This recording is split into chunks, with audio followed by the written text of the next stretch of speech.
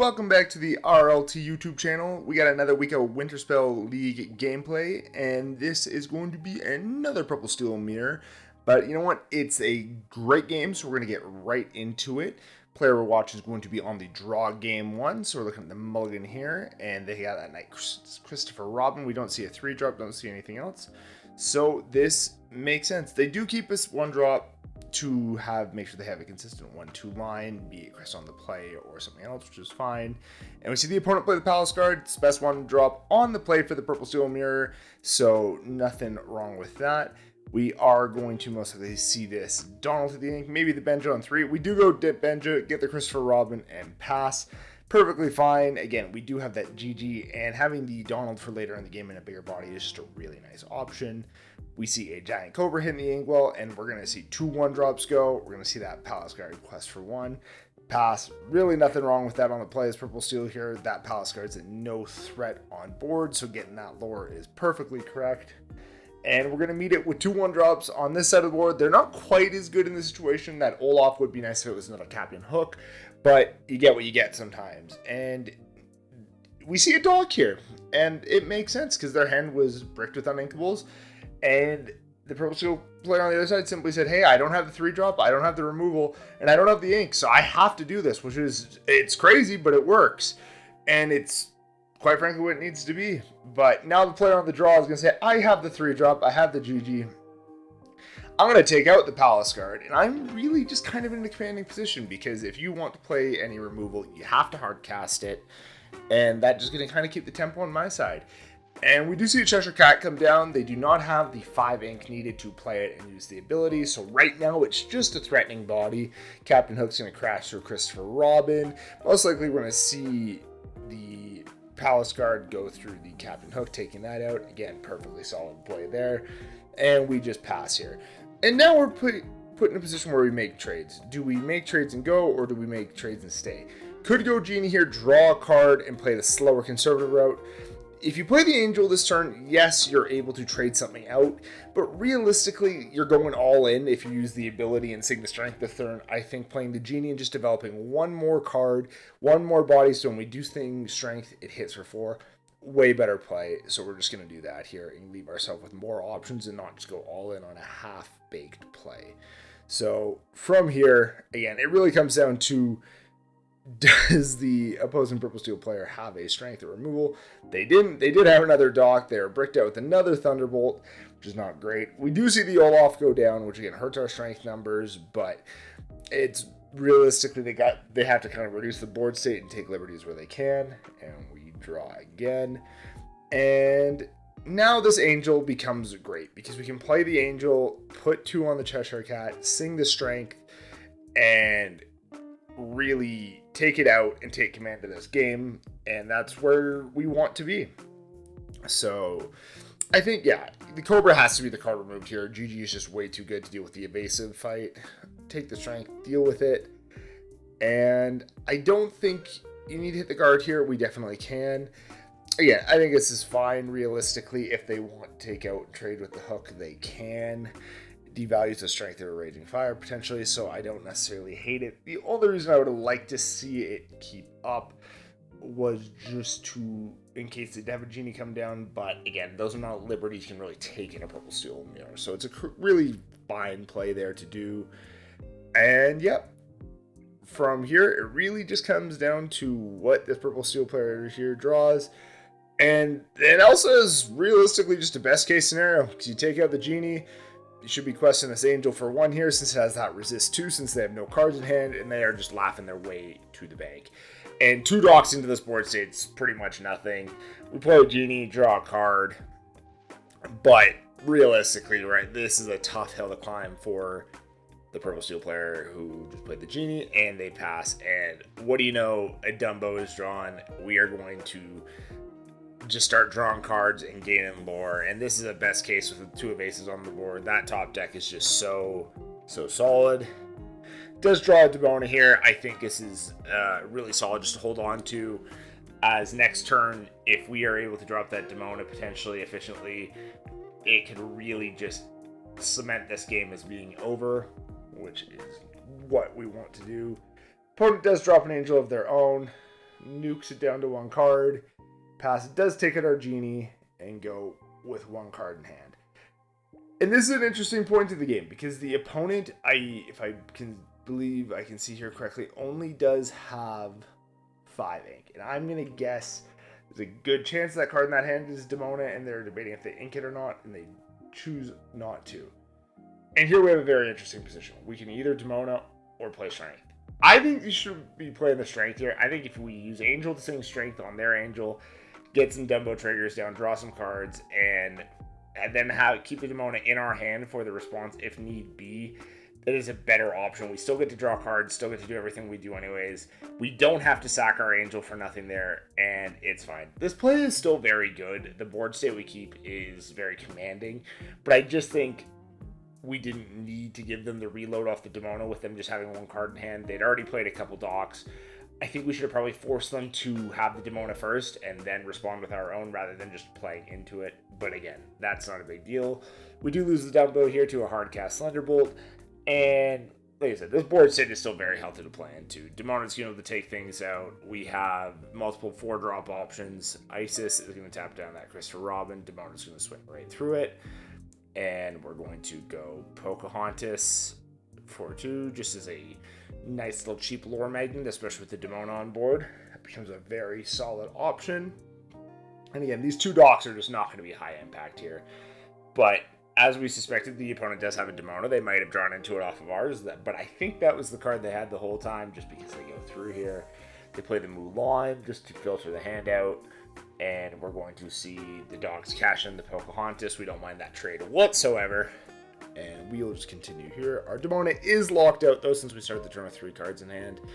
Again, not the end of the world.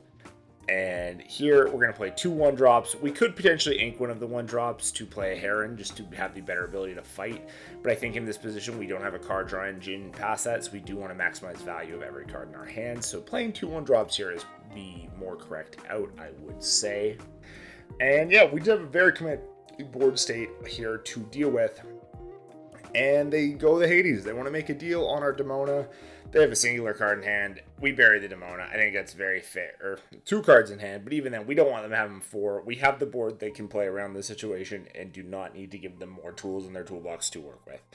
And we're going to see the opponent just quested for 3 here, and they pass. And this is great because, again, between the Hook and the Isis, we have ways of dealing with Demona. We can deal with that Mulan. And the Hades 2 just kind of goes here, which is just a win-win. And we do have another Demona of ours, so we can actually clear that Mulan and the Hades and lock out their Demona and then just start taking some real cheap aggressive lore here, which is great. So we ink the Heron. We just want to draw better quality cards here. Play the Demona. We're most likely going to see the Isis go through the Hades. We're going to see the Palace Guard go through the Mulan. That way we preserve all our bodies. Again, their Demona is going to be locked out for this next turn because they're going to have 3 cards off of the Demona draw.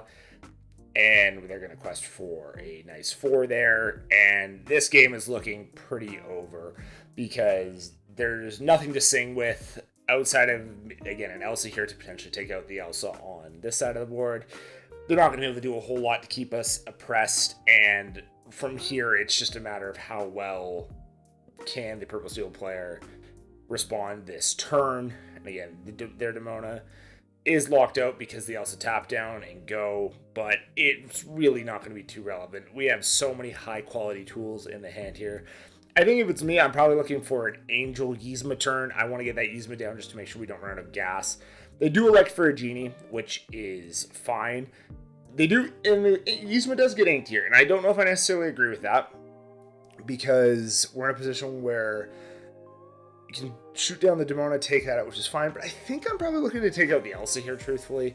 The Demona, albeit a big body, the Elsa threatens are evasives, and I think if we can let this Genie just live here, that is more high impact. And by inking the Yzma and keeping the Genie 3 as our only card in hand, we are not giving ourselves the ability to draw cards next turn. It's like, you gotta keep gas in the car, and this line just kind of didn't do that, which I'm not the biggest fan of.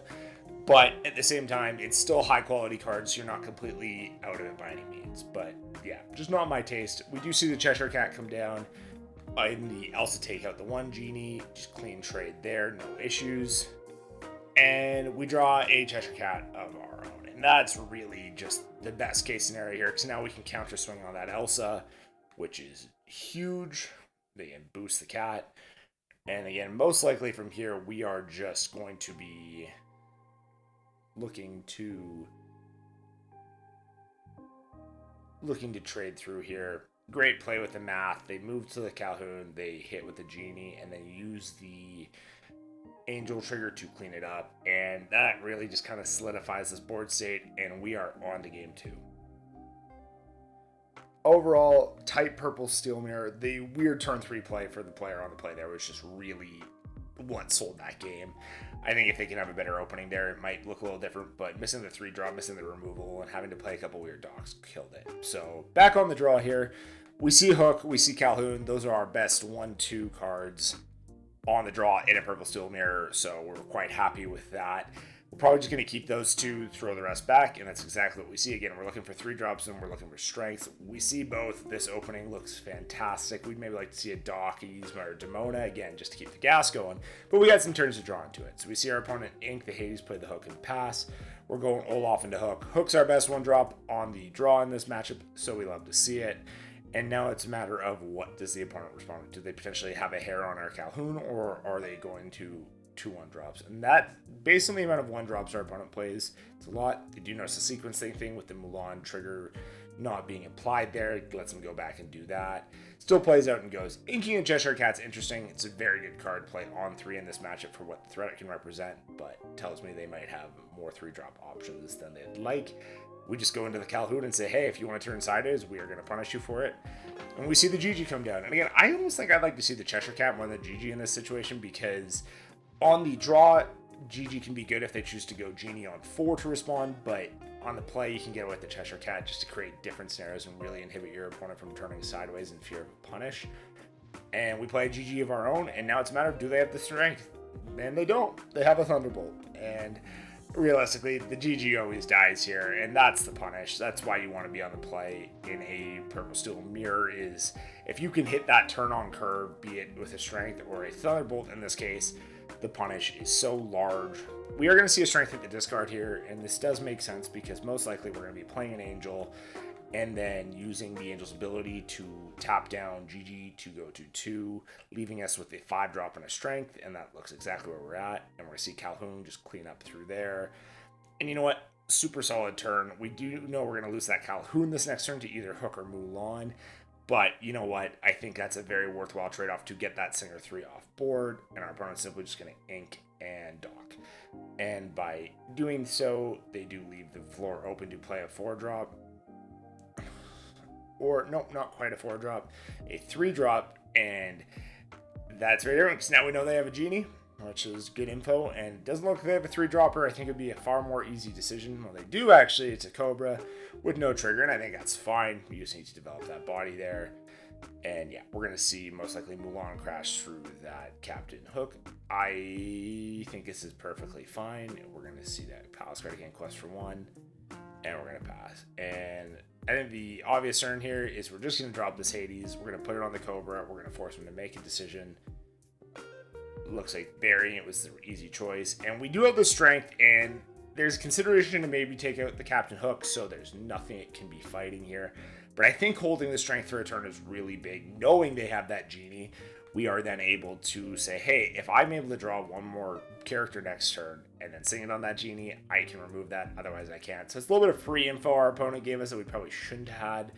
But we did, and we're going to make the most of it, and we're going to see exactly that. Hardcast that strength.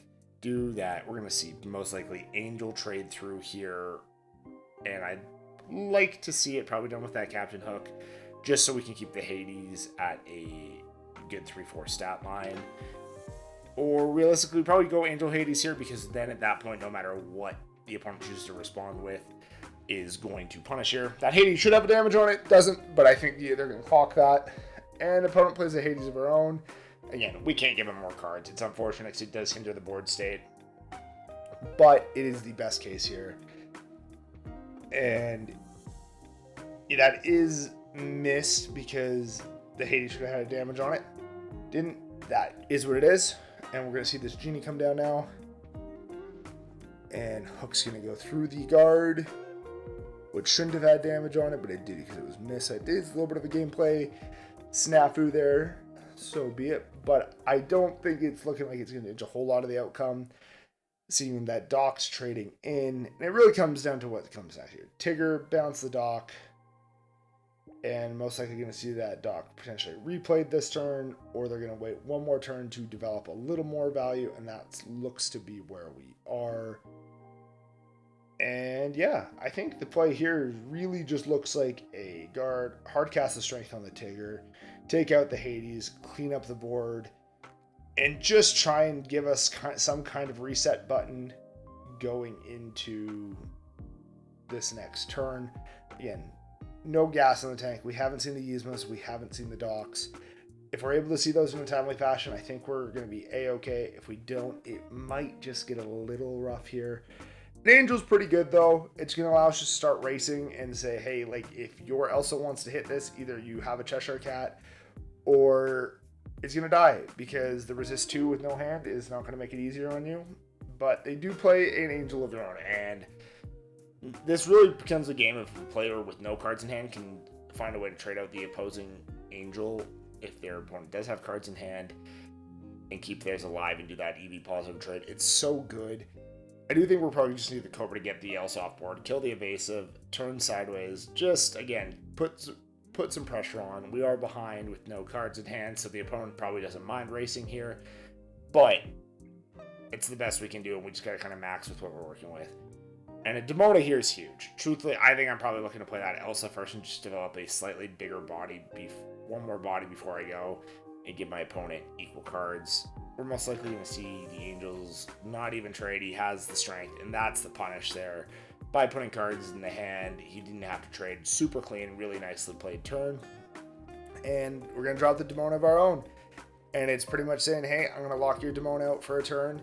Just try and buy myself some time, get a big body on board. Maybe I can draw into a Cheshire Cat, take it out, do some nice trades.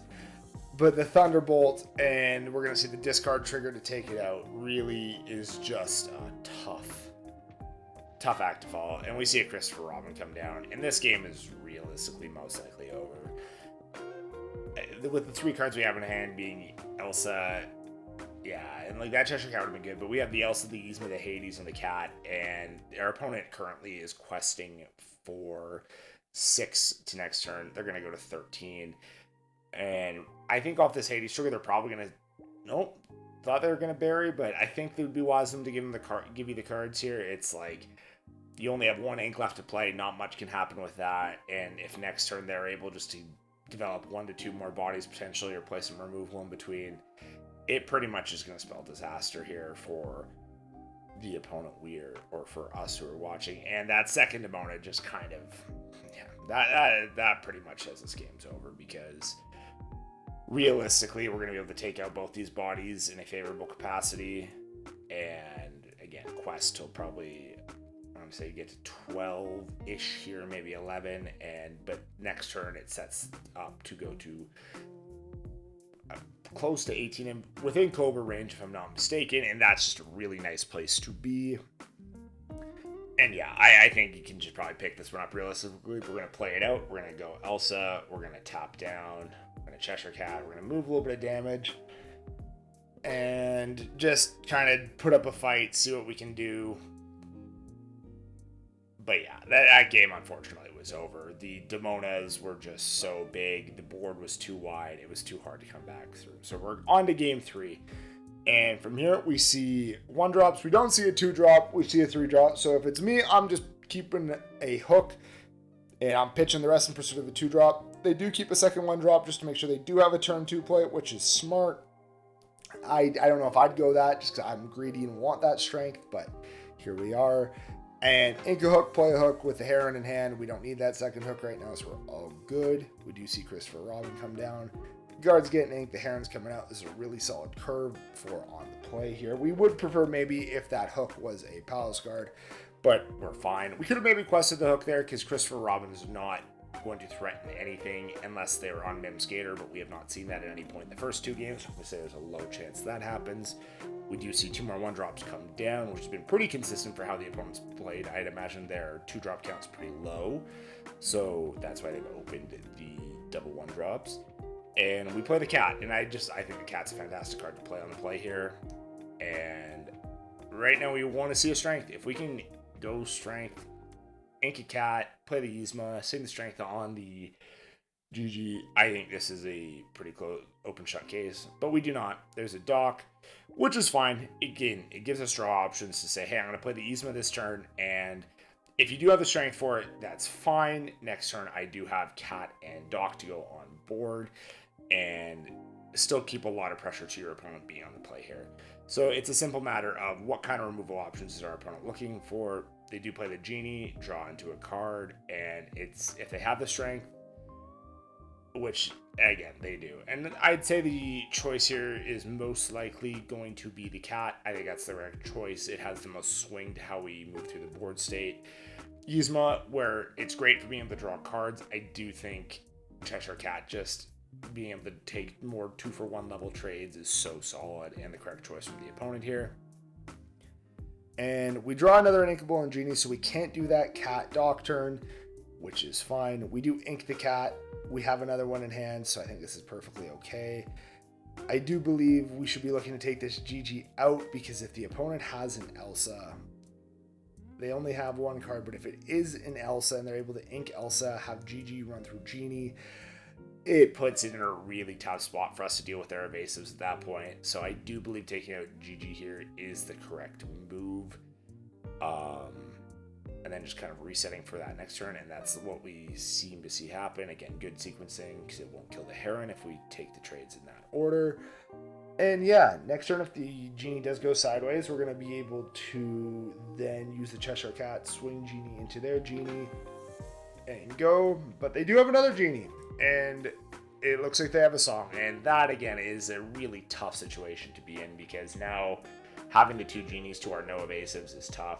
We lose the Heron in a trade that's favorable for them, and a Yzma staring down a board of 5 wide is just not where you want to be. Yzma is not a fighter in these moments, and yeah, we just see the opponent pass. And I think from here we could potentially look to see a cat and use Yzma to take out Robin, move the damage onto guard, do it that way. Or even smarter from here, we do see the damage come off the guard, so the opponent doesn't have anything that can take it. But the only downside here is we still end up with one on the Yzma, which just allows the Genies to take a favorable trade there.